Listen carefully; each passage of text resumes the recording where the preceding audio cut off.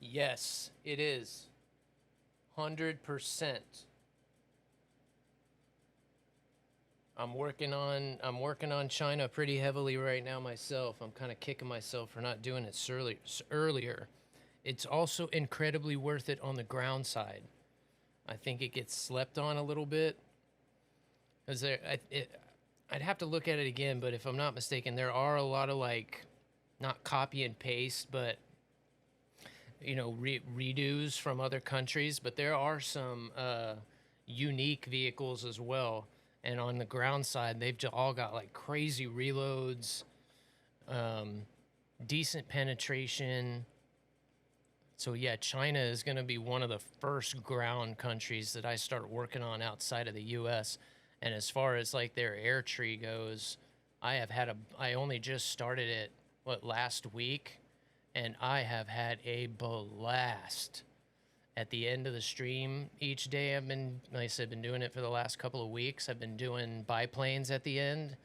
And so essentially when I work on a new tree, and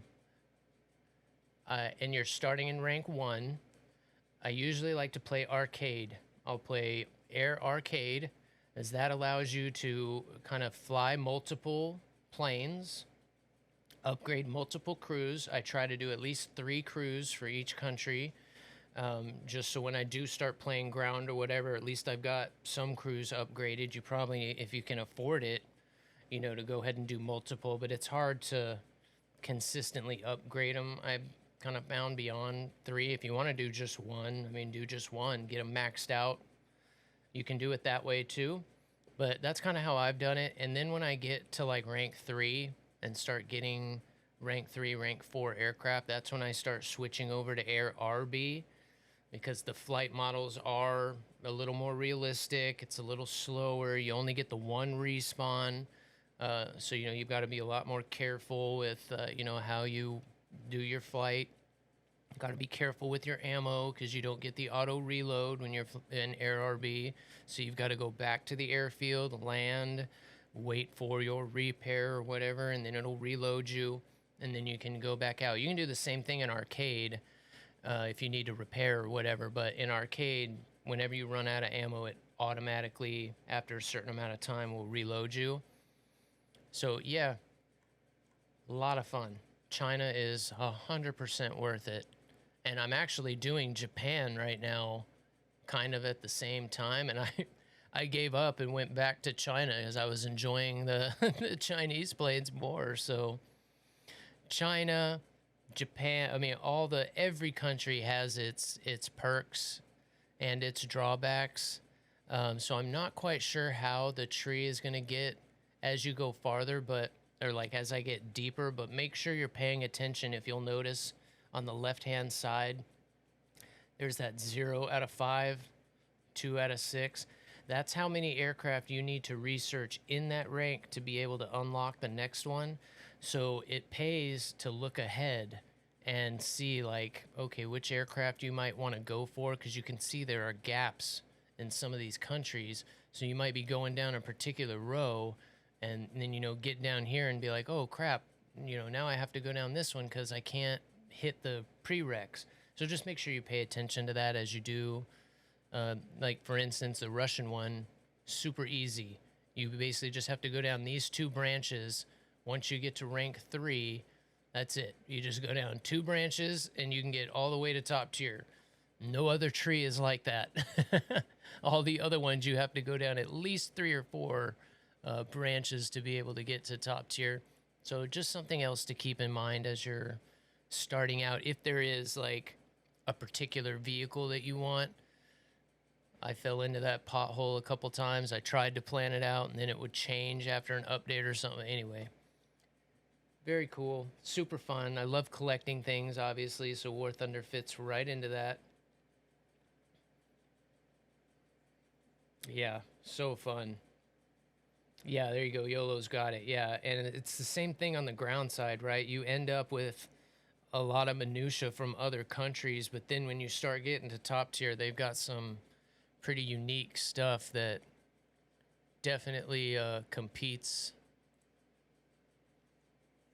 And even when the first squadron I was in, there was quite a few people that had like top tier Sweden, Italy, but I don't think anybody had like top tier China. And that's like some legit stuff. That Fuji's no joke. I don't have it or anything, but I'm sure seen it here and there when I watch some of you other guys play upper tier. And I know their reloads are ridiculous as you're coming up, so you can almost outfire anything. Sometimes the pin doesn't always matter. If you can like keep consistently hitting somebody, even if you're not pinning them and maybe you're just like taking out their track or something, they get so annoyed they make a stupid mistake and then suddenly you can take them out. It's probably why the AA end up so powerful. Even if the AA doesn't quite have the pin, they can just keep shooting you. It's just so annoying.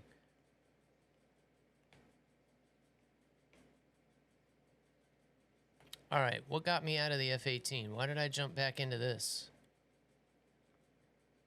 Walk away. I was having so much fun at 12-3. You can definitely feel it as the day goes. When I start at 4 a.m., that's 4 a.m. West Coast time, so that would make it what, like 8, 9 o'clock as we start getting out to the East Coast. Even at that time, it's still pretty chill.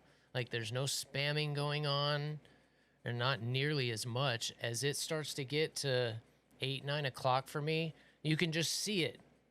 You can see the plane. There's more missiles start coming out from the planes.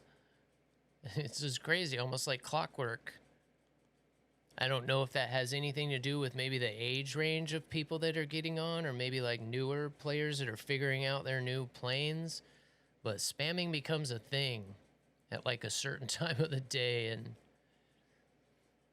like 13-3 and up gets almost unplayable. Because again, these planes weren't meant to deal with this many targets. The radars, you can go look at the specs of the radars. Most of them are only rated to like 8 or 9 targets, not 16. There's another follow. Thank you, Simba. That's a cool name. Mufasa. Ooh, say it again. Simba's even better, I think. Nice, man. Nice. Thank you so much for the follows, guys, and get me up and over 300. That is insane. Uni, another one. Thank you, guys. The follows mean a ton as I try to make this a full-time thing.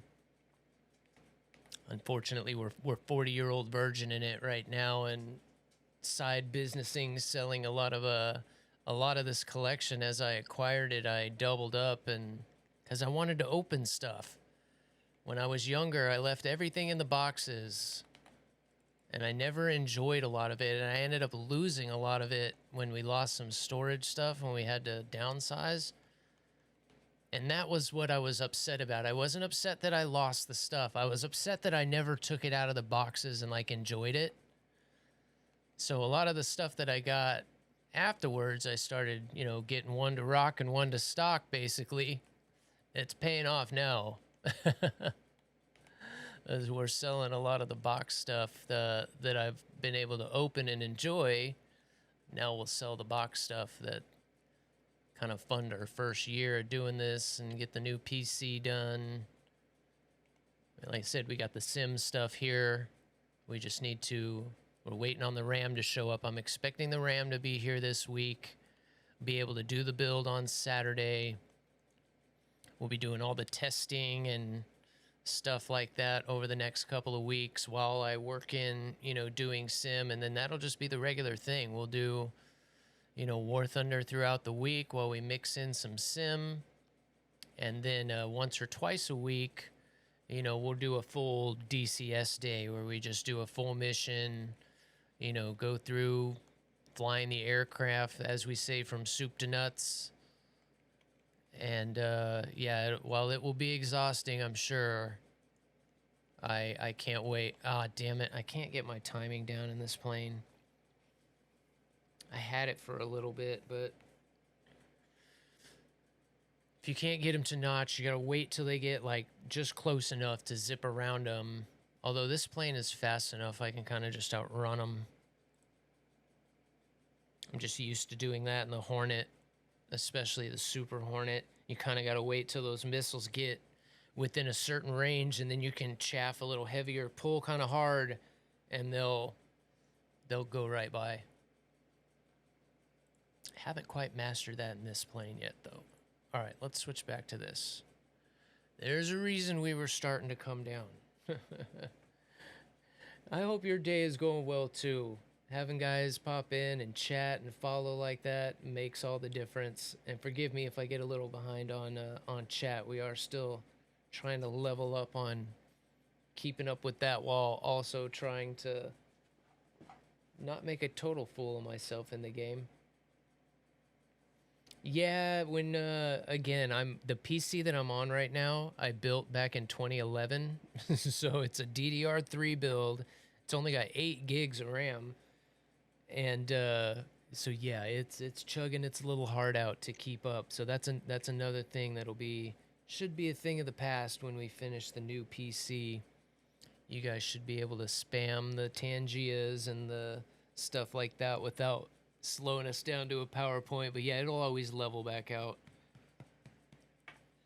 We like to frick it here for now, every now and then.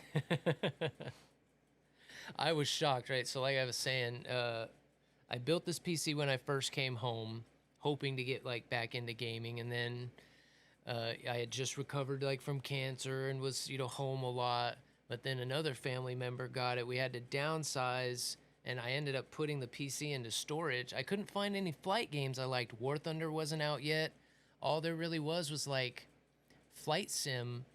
So I just found myself going back to playing Warcraft and Battlefield and stuff like that. And I was like, well, this isn't anything new. I built this super PC to like do nothing with. So I ended up putting it in storage, and it's been there for almost 10 years. It's been sitting there since right at the end of like 2012. I pulled it out in November. Arizona storage unit. Plugged it in, fired right up. Was so happy. I did have to replace the liquid cooler that the stuff inside had like solidified. But yeah, I was super excited that it fired right up and has been chugging along just fine. But yeah, you can tell it's showing its age a little bit. There's evil Tricky likes to come in and thank God for his support. He likes to drop little 1 biddies at a time in succession to slow the stream down a little bit. It's pretty funny. But yeah, that'll be fun, especially in the testing and stuff that we'll do on the motherboard. I'm sure that will be night and day, going from DDR3 to DDR5. We've got a 98X3D that we're putting in it. One of the top ASUS motherboards, 5060 GPU. So yeah, it's going to be pretty significantly different, I would think. Not only with the gameplay, because I'll be off the PlayStation and playing on PC full time. So aside from the marketplace, we'll finally get to take advantage of all the little PC perks of War Thunder. But yeah, also the stream is going to benefit. I'll get to add all those cameras. Like even now, this camera, I can't do any of the AI stuff, like the backgrounds. I can't do green screen. It won't even zoom in. It just gives me that caution box, like hardware does not support blah, blah, blah. I'm like, oh, man. So it's going to probably even blow me away with some of the new features that are available nowadays. Oh, he just got hit. Damn it. Maybe he was just shooting a missile. We got it. I'll take it. That was pretty good for a short range 7M. Get off me, drop tank. All right, there's still a whole team out there. Where are they?